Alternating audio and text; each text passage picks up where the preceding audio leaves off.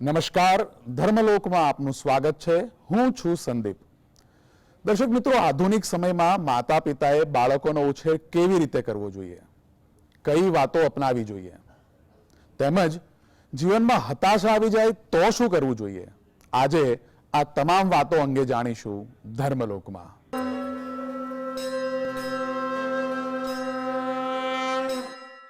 તો આ અંગે જ વધુ માહિતી માટે આપણી સાથે જોડાઈ ગયા છે કુમકુમ સ્વામિનારાયણ મંદિરના વિદ્વાન સંત સાધુ પ્રેમવત્સલદાસજી. જય સ્વામિનારાયણ સ્વામીજી. જય સ્વામિનારાયણ. સ્વામીજી, સ્વાગત છે આપનું ધર્મલોકમાં. આજે મારે જે વસ્તુ ઉપર વાત કરવી છે સ્વામીજી, આજે માતા પિતાએ બાળકોના ઉછેર એક બહુ ગંભીર વિષય બની ગયો છે. ત્યારે માતા પિતાએ બાળકોનો ઉછેર કેવી રીતે કરવો જોઈએ?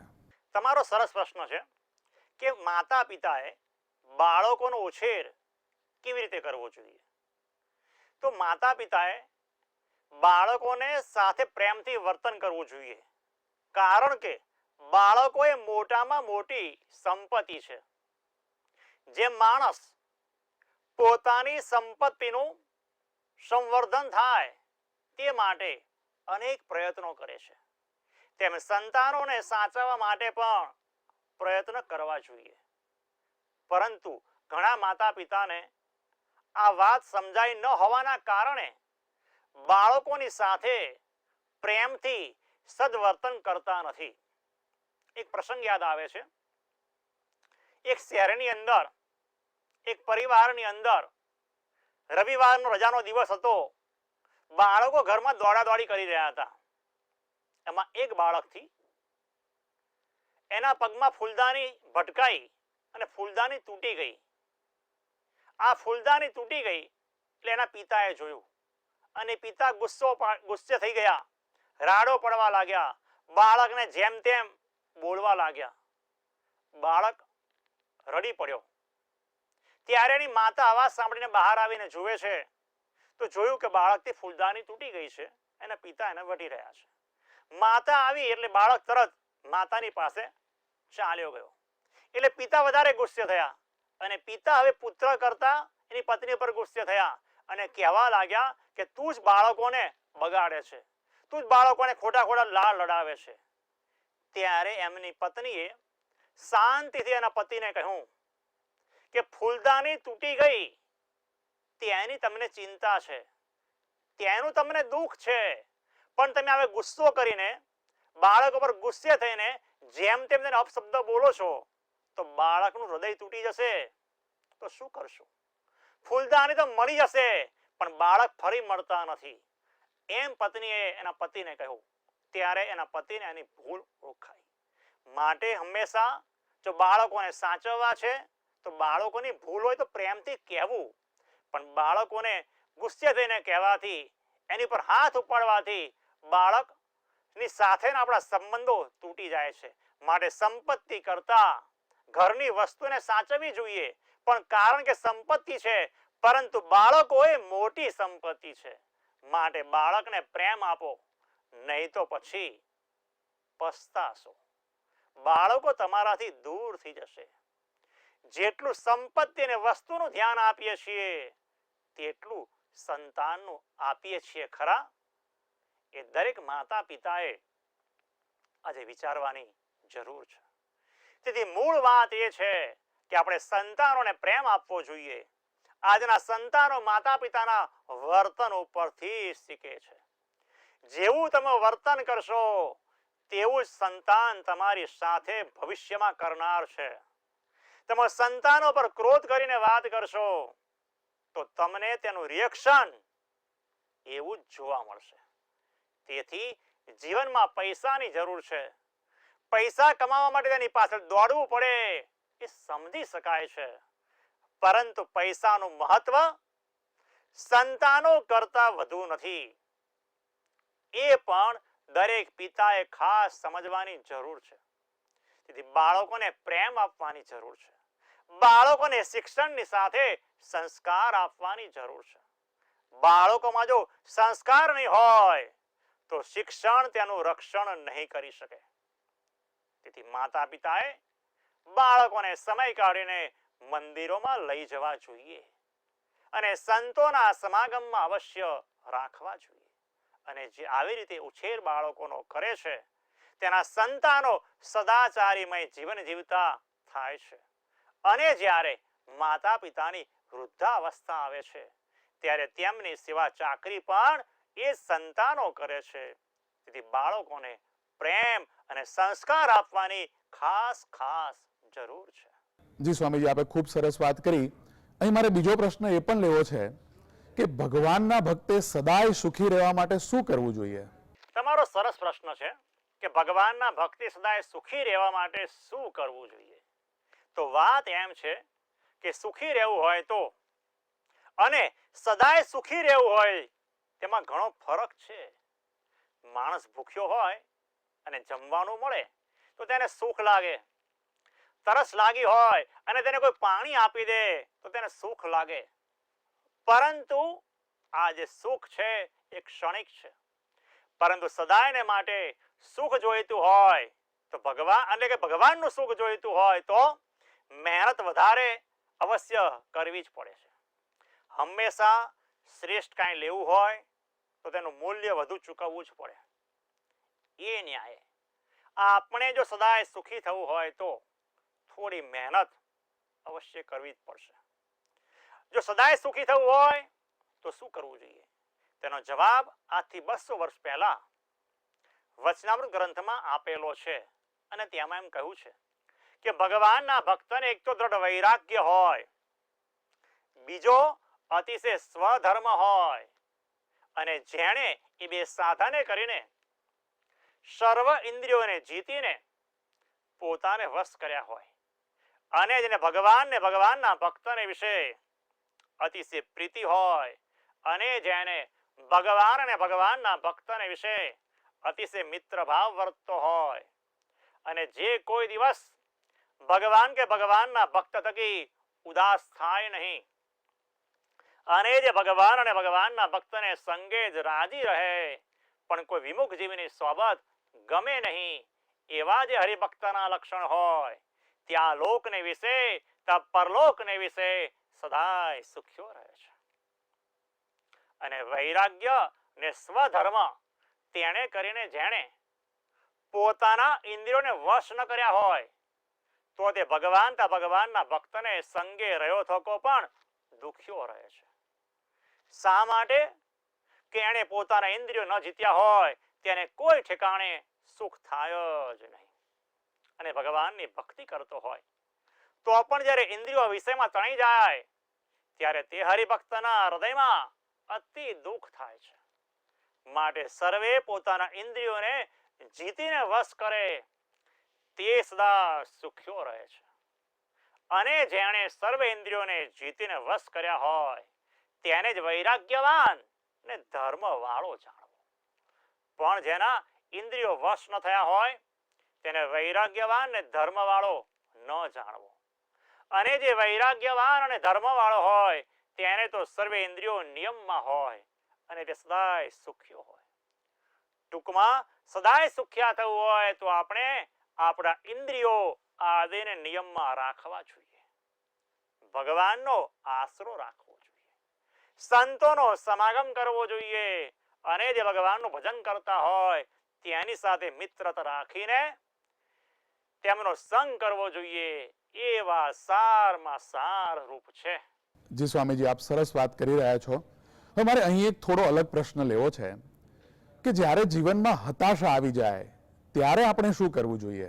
તમે સરસ પ્રશ્ન કર્યો કે જીવનમાં જ્યારે હતાશા આવી જાય ત્યારે હતાશામાંથી માણસે બહાર નીકળવા માટે શું કરવું જોઈએ? તો જીવનમાં જ્યારે હતાશા વ્યાપી જાય ત્યારે આપણે સદગ્રંથો અને સાચા સંતોના શરણમાં જવું જોઈએ. તેમની પાસે જવાથી આપણને અવશ્ય માર્ગ મળી રહે છે. તેથી જ કહ્યું છે કે તસ્માદ શાસ્ત્રમ પ્રમાણમ તે કાર્યે વ્યવસ્થિતો. શું કરવા યોગ્ય છે અને શું નથી કરવા યોગ્ય તે આપણને શાસ્ત્ર બતાવે છે. એક સરસ પ્રસંગ યાદ આવે છે. એક યુવાન પિતા હતા. એમનો ધંધો ખૂબ સારી રીતે ચાલતો હતો એ અરસાની અંદર એમના પિતાશ્રી બીમાર પડ્યા.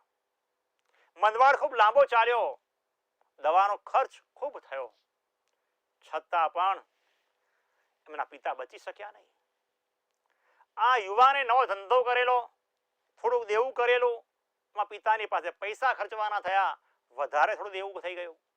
પિતાનો સહકાર ચાલ્યો ગયો, પિતાનું માર્ગદર્શન મળતું બંધ થઈ ગયું.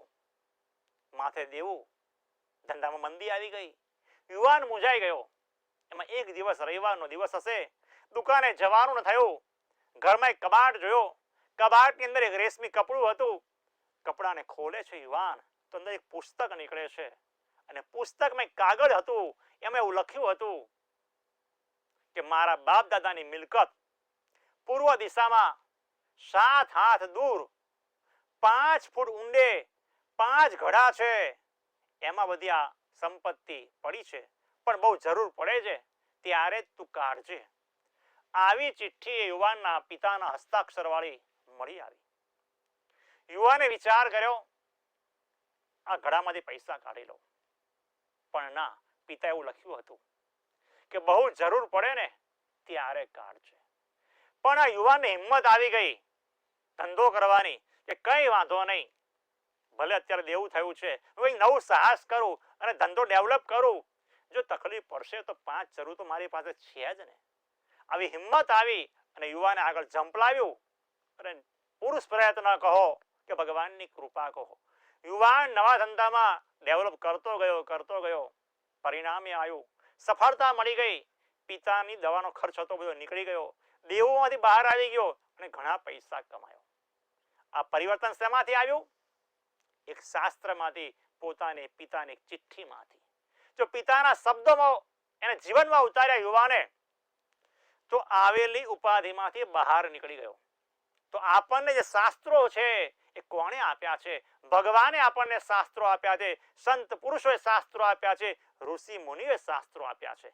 એ વચનો આપણે સાંભળીએ ને તો સંસારની ગમે તેવી ઉપાધિ હોય એમાંથી આપણને બહાર નીકળવાનું એક માર્ગદર્શન મળી રહે છે. માટે આપણી પાસે શાસ્ત્રો છે તે આપણને માર્ગ બતાવે છે. જીવન પ્રાણ બાપાશ્રી માટે જ કહે છે કે મૂંઝાઈ જાઓ ત્યારે વાતો વાંચજો, અમને સંભાળજો, તો તરત આવીને અમે ઊભા રહેશું. આમ જીવનમાં શાસ્ત્રોની ખૂબ જ જરૂર પડે છે. સંકટ સમયની સાંકળ શાસ્ત્રો જ છે. તેથી કહ્યું છે, શાસ્ત્રો સુણ્યાથી સદબુદ્ધિ આવે, શાસ્ત્ર સુણ્યાથી હરિભક્તિ આવે, આત્મા તથા શ્રી પરમાત્મા જ્ઞાન શાસ્ત્રો સુણ્યાથી જ મળે નિદાન. શાસ્ત્ર સાંભળવાથી સદબુદ્ધિ પાંગરે છે. શાસ્ત્ર સાંભળવાથી ભગવાનની ભક્તિનો પ્રાદુર્ભાવ થાય છે.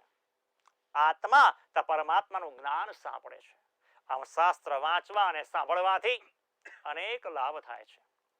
શાસ્ત્રોની ખૂબ જરૂર હોવાના કારણે જ શ્રી સ્વામિનારાયણ ભગવાને વચનામૃત, સત્સંગી જીવન, શિક્ષાપત્રી આદિ શાસ્ત્રોની રચના પોતાની હૈયાતીમાં પોતે કરી છે અને પોતાના સંતોની પાસે કરાવી છે. એમાંય વચનામૃત રૂપી શાસ્ત્ર તો સર્વે શાસ્ત્રોમાં મહત્વનું પ્રદાન ધરાવે છે. તેનું ખૂબ મહાત્મ્ય છે. આ વચનામૃત ગ્રંથ સમગ્ર સાધનના ફળરૂપ છે. સંશય માત્રને મૂળમાંથી દૂર કરનાર છે. આ વચનામૃત ગ્રંથની અંદર ધર્મ, જ્ઞાન, વૈરાગ્ય અને ભક્તિ એમજ મહાત્મ્યની મોટી મોટી ખાણો રહેલી છે. આમાં સર્વ શાસ્ત્રનો સારનો નિચોડ જોવા મળે છે. આ વચનામૃત ગ્રંથનું કોઈ પઠન પાઠન કરે તેની સર્વે મનોકામનાઓ પૂર્ણ થાય છે. ગમે તેવા મનમાં મૂંઝાતા પ્રશ્નોના સમાધાન મળી જાય છે. તેથી જ્યારે આપણે કોઈ મુશ્કેલીમાં મુકાઈ જઈએ, કોઈ માર્ગ ન સૂઝે ત્યારે શાસ્ત્રોનું અધ્યયન અવશ્ય કરવું જોઈએ. અને જે સાચા સંતો હોય તેમની સમીપે પણ આપણે જઈએ તો આપણી દરેક સમસ્યાનું નિરાકરણ થઈ જાય છે. જી સ્વામીજી. સ્વામીજી, ભગવાનનું સુખ એ હંમેશા વધારે સારું છે, વધારે મોટું છે. તો માણસને સંસારના સુખ કરતા ભગવાનના સુખ વધુ છે તેવું કઈ રીતે સમજાય? તમારો સરસ પ્રશ્ન હતો કે માણસને સંસારના સુખ કરતા માણસને સંસારના સુખ કરતા ભગવાનમાં સુખ વધુ છે તે કેવી રીતે સમજાય? તો માણસની દ્રષ્ટિએ જો ભગવાનના સુખમાં પહોંચે અને ભગવાનના સુખનો અનુભવ કરે તો એને સંસારના કિંચિત સુખમાંથી તરત વૈરાગ્ય થઈ જાય છે અને ભગવાનના સુખમાં લગની લાગી જાય છે. પરંતુ ભગવાનમાં સુખ છે અને સંસારમાં સુખ નથી, તેને આપણે શાસ્ત્રના આધારે જાણવાની જરૂર છે. આપણા શાસ્ત્રો આ બાબતે શું કહે છે ખબર છે? તો આપણા શાસ્ત્રો કહે છે કે સુખરૂપ જે ભગવાન તે જે તે માયા થકી જીવોને સૃજીને તેને બુદ્ધિ, ઇન્દ્રિયો, મન, પ્રાણ તે આપે છે. તે શેના માટે આપે છે? તો ઉત્તમ, મધ્યમ ને કનિષ્ઠ વિષય તેના ભોગને અર્થે ને મોક્ષને અર્થે આપે છે. અને એ જીવોને અર્થે ભોગ ને ભોગના સ્થાનક તે ભગવાને રચ્યા છે. તેમાં જે ઉત્તમ પંચ વિષય કર્યા છે તે ભૂંડા પંચ વિષયના દુઃખની નિવૃત્તિને અર્થે કર્યા છે.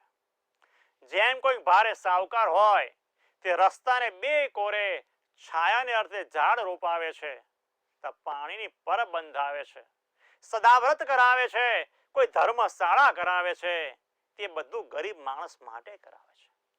તો જે બુદ્ધિવાળો માણસ હોય ને તેમ વિચારે તો એને ખબર પડે કે સાવકારે બીજા માણસના માટે આવા સુખ ઊભા કર્યા છે, તો એના ઘરે તો કેવા ઉત્તમ અને શ્રેષ્ઠ સુખ હશે.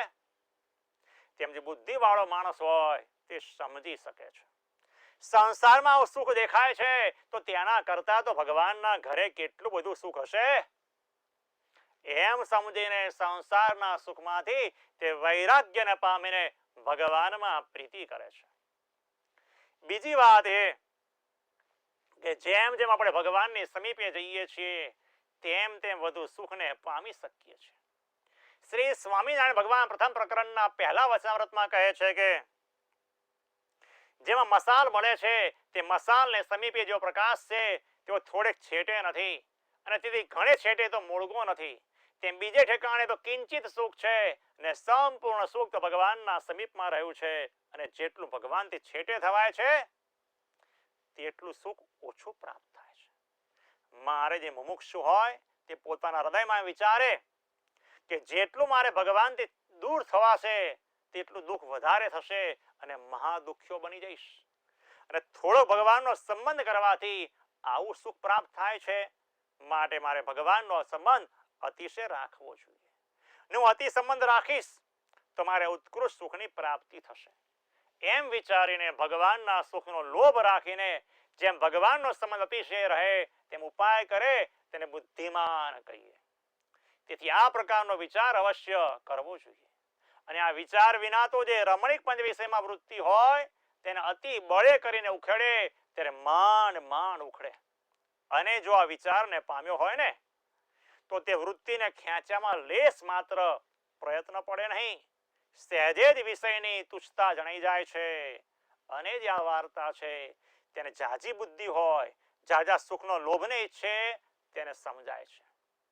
જેમ કોડી કરતા પૈસામાં વધુ માલ છે, તેથી રૂપિયામાં વધુ માલ છે. રૂપિયા કરતા સોના મોરમાં વધુ માલ છે અને તે ચિંતામણીમાં વધુ માલ છે. તેમ જ્યાં જ્યાં પંચ વિષયનું સુખ છે તેથી ભગવાનના ધામમાં ભગવાનનું સુખ અતિ અધિક છે. માટે જે બુદ્ધિવાળો હોય અને જેની દ્રષ્ટિ પૂગે તેના વિચાર હૃદયમાં ઠરે છે. તેથી આ રીતે જે સમજે છે તેને સંસારના સુખમાંથી પ્રીતિ ટળી જાય છે અને ભગવાનના સુખમાં પ્રીતિ થાય છે. માટે 100 વાતની એક વાત એ છે કે સંસારના પદાર્થમાંથી પ્રીતિ તોડી ભગવાનમાં પ્રીતિ કરવામાં આવે તો આપણને શાશ્વત સુખની પ્રાપ્તિ અવશ્ય થાય છે. જી સ્વામીજી, આપ જોડાયા, આપે ખૂબ સરસ વાત કરી. આગળ જોઈશું અમારી વિશેષ રજૂઆત સુખની શોધમાં. તે પહેલા લઈએ એક નાનકડો વિરામ.